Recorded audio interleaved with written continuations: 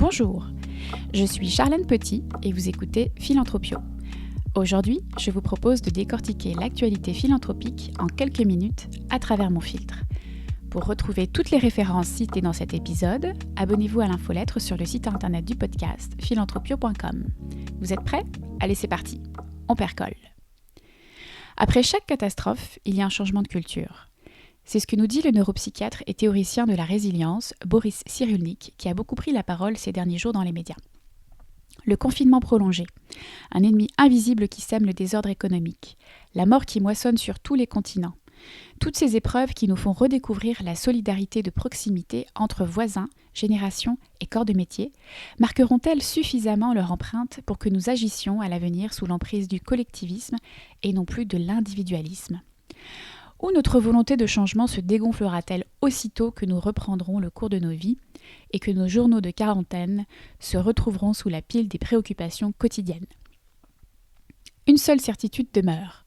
Pendant que nous inventons des futurs possibles, la nature, elle, reprend tranquillement ses droits partout où les lois de la nature humaine s'affaiblissent. Et rien que ça devrait nous motiver à tenir notre promesse du plus jamais comme avant. En attendant que l'histoire tranche sur cette question, j'aimerais vous parler d'un phénomène qui a pris forme ces derniers jours sur les réseaux sociaux, le caremongering. Ce mouvement ayant pour slogan « Aucun de nous sans nous tous » a été imaginé en pleine crise du coronavirus par les deux Torontoises Mita Hens et Valentina Harper, pour venir en aide aux personnes marginalisées et fragilisées. Leur groupe d'entraide sur Facebook a rapidement atteint près de 20 000 membres et le concept s'est propagé tel le virus à travers le monde, répertoriant déjà 35 groupes.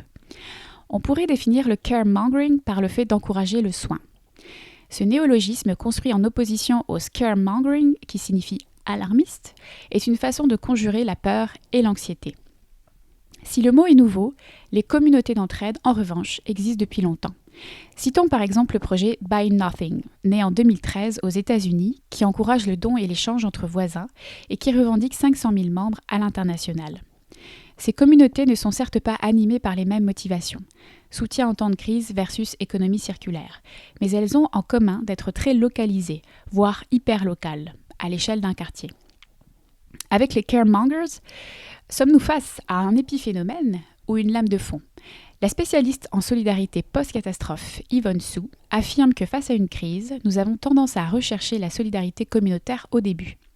Les petits gestes d'altruisme aident ceux qui donnent et ceux qui reçoivent à se sentir mieux et plus forts dans l'adversité. C'est une manière de faire front commun. Cependant, ajoute-t-elle, une fois un retour à la normale, ou lorsque la compétition pour des ressources rares se fait sentir, telles que des opportunités d'emploi en période de licenciement massif, les tensions sociales et les clivages du passé refont surface et parfois même se durcissent. En somme, les groupes nous protègent des vulnérabilités individuelles, nous offrent des substituts de liens pendant notre cure forcée de distanciation sociale, mais ne nous permettent pas nécessairement d'ancrer notre élan solidaire sur la durée. Les communautés d'entraide, que l'on pourrait appeler ad hoc, sont à la solidarité ce que les fonds d'urgence sont à la philanthropie. Alors comment voir plus loin que le bout de notre confinement et poser les bases d'une société réellement solidaire ?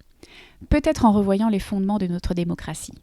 La philosophe et psychanalyste Cynthia Fleury pense d'ailleurs que réfléchir à la démocratie sans questionner l'anthropocène, notre rapport au monde, à la nature, aux services écosystémiques, au contrat social, ou à la justice sociale indissociable de la justice environnementale est une hérésie.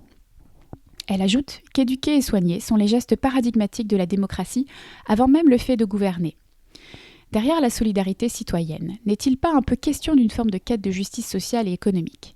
Se plier en quatre pour les plus démunis, se lancer dans un concours l'épine du masque de fortune, applaudir le personnel soignant tous les soirs depuis son balcon, ne revient-il pas à reconnaître que la crise sanitaire que nous traversons creuse les inégalités et que les travailleurs des services essentiels n'ont pas la reconnaissance qu'ils méritent ?